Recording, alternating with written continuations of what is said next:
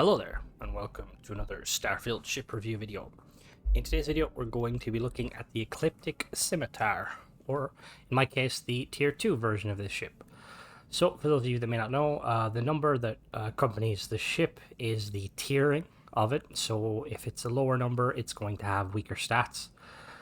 Usually, there's 3 tiers of the vessel. The Tier 1, which doesn't have a number, Tier 2, which has a number, and then Tier 3. I believe there might be some Tier 4s. But aesthetically, the ships will always be the same. The only difference is, like I said, stats. So this Tier 2 has a B-class reactor with 27 power. A Tier 1 might only have 24 power, whereas a Tier 3 might have 30 power. So yeah, anyway, as the name suggests, this is a vessel utilized by the Ecliptic Mercenary faction. They're kind of one of the generic bad guys that come after you if you annoy them. So it's an overgalactic vessel. I believe it's based on the Black Hawk, potentially. Just because it has those really funky, like, girders that stick out. I kind of, like, it looks cool from, like, a kind of a design point of view. You could, like, slap some extra habitats in there.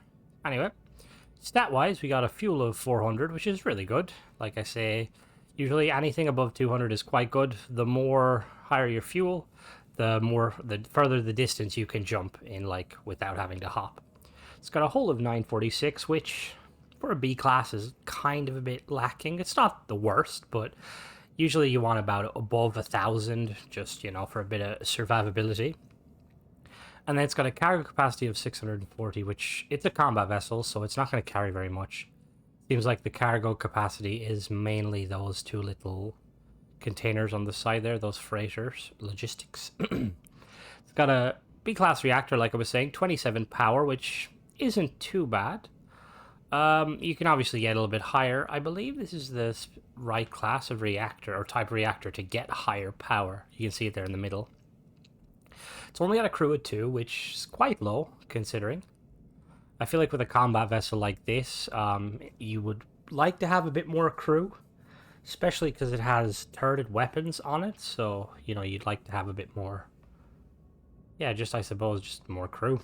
It's got a jump range of 28 light years, which is really, really good. It's only 2 off a max, so with that jump range, you can go, I'd say, 95% of the systems in the galaxy.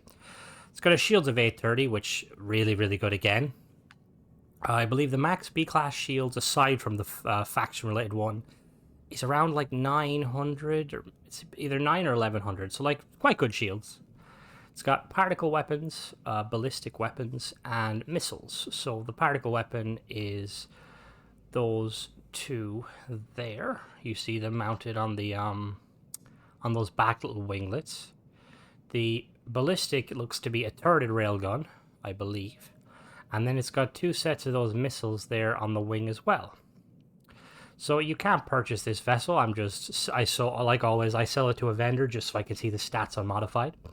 So if you were to find this vessel, the best way to come across it is to just constantly fight Ecliptic mercs. So for instance, if we go, one of the places I usually like to go, I showed in a previous video, like, where it is. So there's a system over here. There's Alpha Centauri. So we want to go to Parima, right here.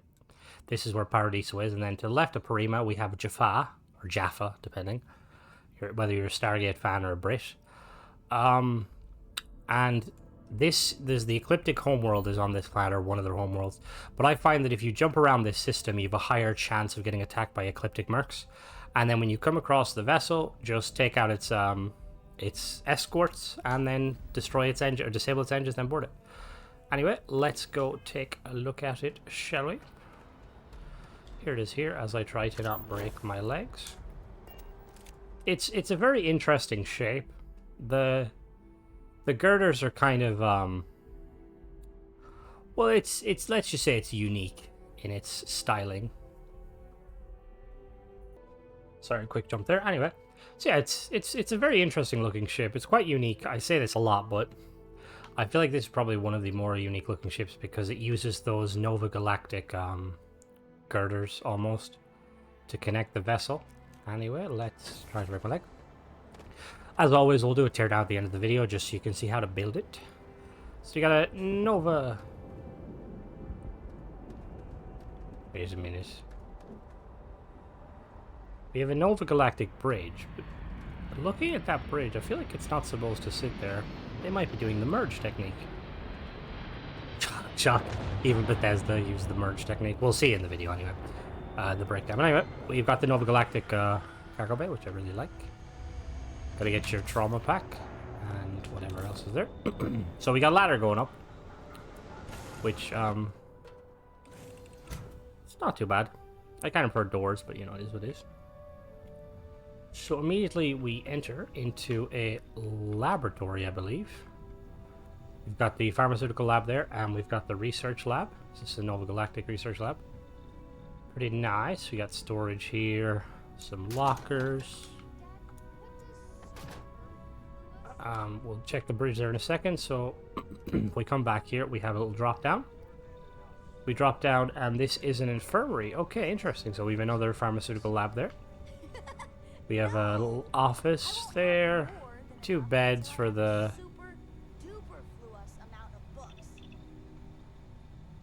Okay, I really regret hiring Sam and Cora. I wouldn't mind I kicked them away before I do my recordings, but they don't leave. But yeah, so we got 2 beds here. Pretty nice. So not many ships have the infirmary, so it's nice to have for a roleplay point of view. And if we come back up here, and we go back here, we have... What is this? I believe it's an all-in-one berth. I know somebody commented on one of my recent videos saying, like, whenever I enter these, I always say that, and I do apologize. I'm still, like, learning, even though I've, like, recorded over, like, 60 reviews. But sometimes it's hard to tell, because initially I thought it was whether or not it has a toilet, but sometimes, like, the toilet can get overrided. I want to say it's an all-in-one berth. It doesn't have a kitchen. So we're going with that logic for this. Anyway, and then we have the docking port at the... Oh, no, we don't. Oh. We do have the docking port. We go up here. We have a 1x1 storage room, and then we have the docking port there. And then if we go back down...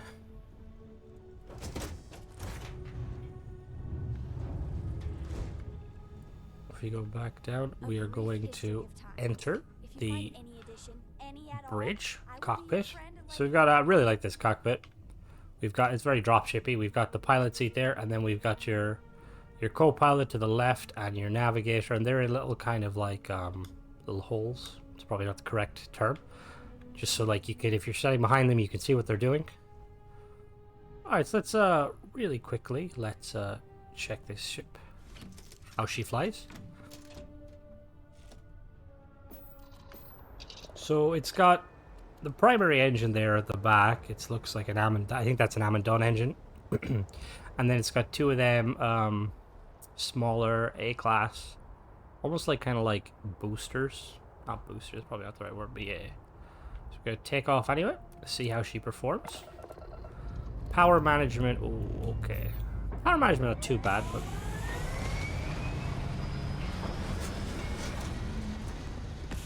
so somebody made a comment in a previous video. I apologize. Can't remember the name. Just because I know I use like the YouTube Studio app, and like it doesn't let me like click on profiles, so I can't see. But they mentioned like that usually like turrets have like a default kind of when they're like parked in like naval terms. But I think it's quite funny that like when you try to take off the turret, you've seen the turret kind of spins there, and I feel like that wouldn't be allowed. Like you wouldn't be allowed to like utilize, you know, your turrets, because can you imagine like someone landing a ship and then activating their turrets, just destroying the place? Anyway, so we don't have enough for everything, so we're going to pull some from missiles. As usual, I have a perk that increases my power by 5, so for the sake of this video we are going to be not utilizing that amount of power. So weapon wise, we've got 2 of those particle weapons mounted on the port and starboard back wings. We have a single turreted railgun there that cannot be fired, and then we have 2 missiles which have a lot of ammo in them, which is pretty interesting. Go do a quick speed test.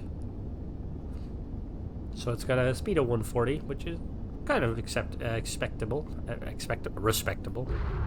forgot how to English there. And looks like we've got a max boost speed of 520, which that's pretty average in terms of like ship of this style and class. We do a quick agility test. So pitch up. Okay, so it's not slow, but it's not fast. I'd probably give it like a 6. Roll or yaw seems a little faster, probably like a 7. And then roll actually seems fast, but roll's so hit and miss. Sometimes like you have a really agile ship and the roll is slow, whereas sometimes you have a really slow ship but the roll is really fast. Anyway, we're going to jump down to the planet now and we're going to a teardown. Alright, so here we are on the teardown. So I just, in the brief pause there, I just went back and checked, and the layout is the exact same interior as the Black Hawk. It has the infirmary and the science lab, which, I mean, I wasn't really expecting it to change drastically, but I kind of would have thought, you know, they would have, like, shifted the modules around. But anyway. So we've got the top section here, which the only habitat module we have is the 1x1 Nova Galactic Companionway and the extender Port 200 Docker. And then for weaponry, we have this single Jishaku FE-RF Rapid Railgun Turret from Shinigami. B-Class, 1500 range, 5 fire rate, 18 hull damage, and 3 power. And then we have a pair of these Disruptor 3330A Auto Helion Beams from Horizon Defense.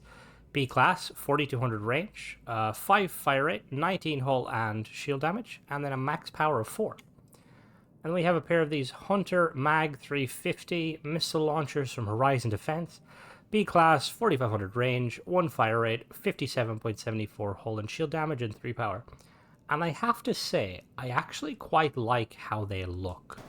Just because I feel like weapons in this game, they're very, like, standoutish. Like, if you look at this, for instance, like, this is blue and gold. Or blue? I'm colorblind. This is, like, white and gold. And it doesn't fit, like, on a ship like this, it kind of stands out. But these, like, look a lot better. I think it helps that they're kind of a yellow, or, like a dark, was it like an olive? Anyway. And then for power, we have the DC-302 Fast Ignition Reactor from Deep Core. It's a B-Class with 27 power. So obviously we're going to check if we can get a better one. This is a B-Class, isn't it? Yeah, it is. Okay. Okay. Yes, okay, interesting. So this is using the 302, obviously, and then you can upgrade to this one here. This is one tier above the 303. So this one requires you to have Piloting Rank 3 and Starship Design 3, whereas this one requires Piloting 3 and Starship 4. It increases the power generated by 8 from 27 to 35, and it costs an extra 13,000. So it's if you can obviously upgrade it, but if not, the stock one's like acceptable for the time being. And then behind that, we have the RD-2000 Beta Grav Drive from Relodyne. B-Class, requires 10 power, 30 jump thrust, and in this configuration gives us 28. Now let me see if we can get a better one of them. Grav Drive, what is that? Quite like the look of this Grav Drive. Okay, here we go, here. Okay, so yeah, so again, we can upgrade. So this is the 2000, this is the 3000. So, requires 2 Starship Design instead of 1. It gives us an extra 6 thrust, which would give us the max of 30. Which, yeah, it's pretty good. That one's easier to get, obviously, because, you know, you don't need as much. Thankfully, the grav drives aren't locked behind, like, a lot of perks, which is always nice. And then for aesthetics, we have this Nova engine strut, which I really like. My only wish is I wish it could flip.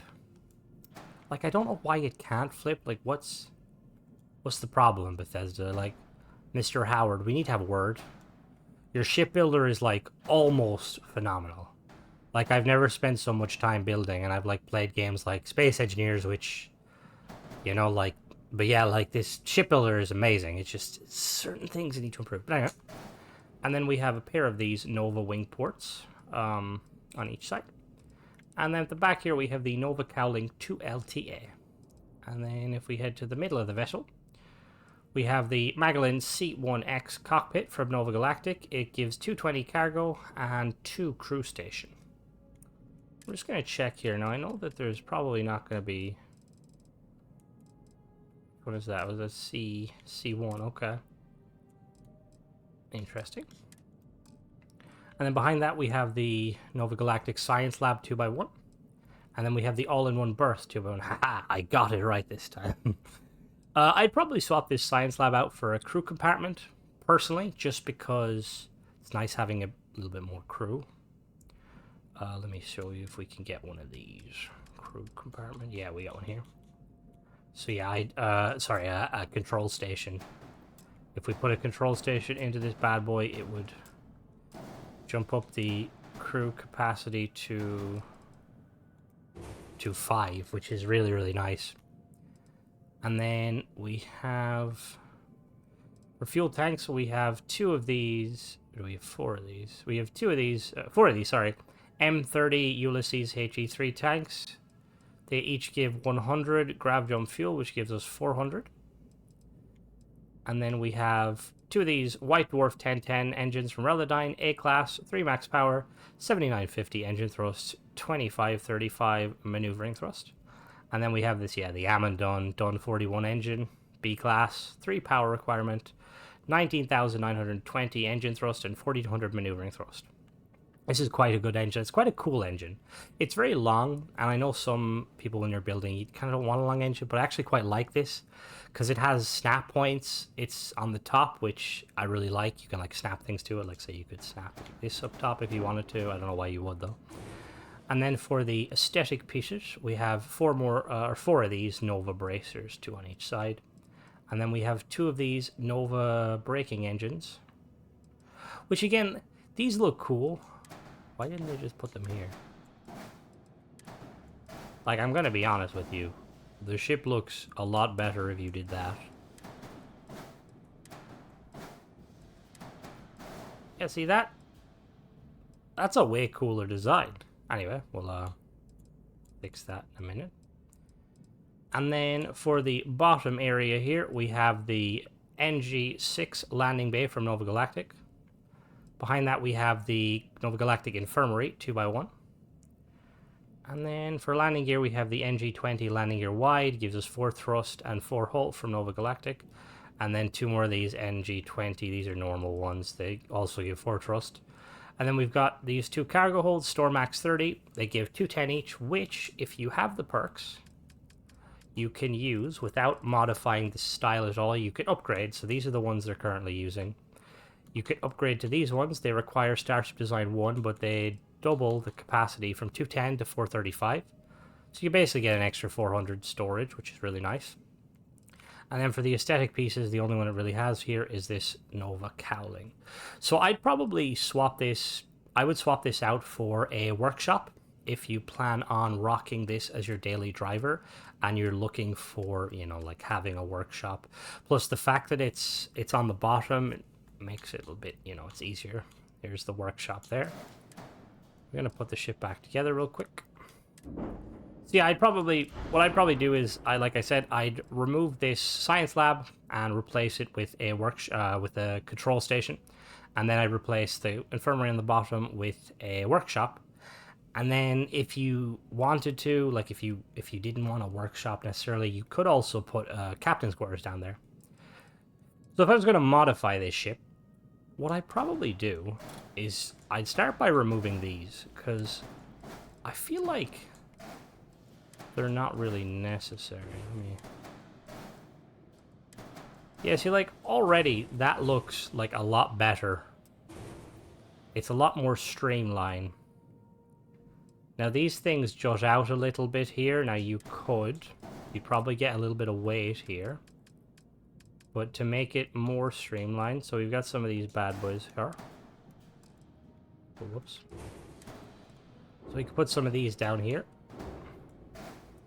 Just so it hides a little bit better. Now, these require Starship 1, but it's not hard to level up Starship rank. You just spam a lot of random stuff. So I'd put these there. They're kind of protected by this bottom thing here. And then weaponry. I would remove these personally, just because they're not bad weapons, but I'd probably replace them. The go-to, in my opinion, there's two you want to go to if you're trying to like be a sweaty boy or girl. I don't discriminate. So these ones here, down at the bottom, they're B class. No, they're not. They're A class. So we've got these bad boys, the PB and the PB0. So these ones use the auto electron beam. So the single fire ones are better, thanks to someone in the comments that pointed out my math was flawed. But generally, these are quite good. These require 3 or 4 power. I find these are just they're not as like fancy looking, but I think they fit the aesthetic a little better, in my opinion. And then you could mount a third one there. Now, from a gameplay point of view, hold on now. We're professionals here in this industry.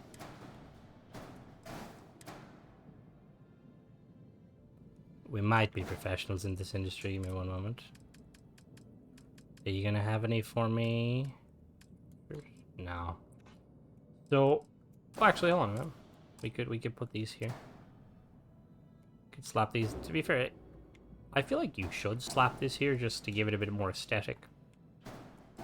And then yeah, you could like realistically, you could slap 4 of these on here, and like use these as your main weapons, you know. And then if you wanted to, if you have it unlocked, I would recommend, where are they? These ones, the ones you get for doing the Vanguard quest line, they are the best. Here they are here. The Vanguard ones, so they only require 2 power, which means you can slap 6 of them on, so you could literally, something like this. And in this configuration, even if you're playing on very hard, there's very few ships that will withstand that. And then if you have done that, if you have completed the Vanguard questline, I would swap out this reactor, or this shield generator, for the Vanguard equivalent. If we come down here, it is a B class. Here it is here. The Vanguard Bulwark. It requires the same power, I believe. No, it requires 4 extra power, but it almost doubles the shield. And I'd probably just put that there because it looks better. Yeah, that's if I was going to upgrade it, obviously. Aesthetically, I wouldn't worry about the aesthetics if you like how it looks, you know. But as for weaponry, if you want to be like hyper effective, these pulse cannons, or these obliterator particles, and then like the turret up here, there's nothing wrong with the turret. If you like having a turret, sometimes in combat, if you find that like, let's say you're having problems with like certain enemies and stuff, having a single turreted weapon can make it easier to like, you know, it can deal with the weapons.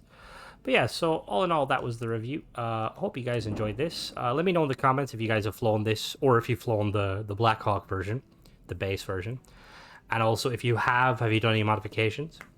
And as always, thanks for watching, guys. Don't forget to subscribe if you like this sort of content, and also check out some of my other reviews. Bye-bye.